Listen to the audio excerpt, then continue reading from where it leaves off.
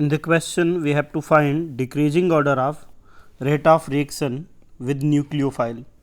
Now, this reaction is SN2 reaction and rate of reaction depend on nature of alkyl halide and nucleophile. So, with increasing nucleophilicity of nucleophile, rate of reaction increases. Now, if then nucleophilicity of nucleophile is less. Higher is the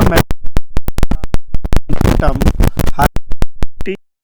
So, in CS3O negative and OH negative, CS3O negative is having higher charge compared to OH negative because this CS3 group is applying plus I effect.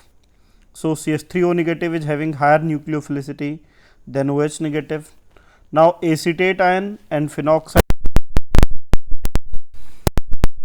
ion and acetate ion both are resonance stabilized, but resonating structure of acetate ion are comparatively more stable because negative charge is distributed between two atoms, while phenoxide ion tendency of negative charge to be involved in resonance is less, ion is more stable, and higher is the stability of anion, lower is its nucleophilicity.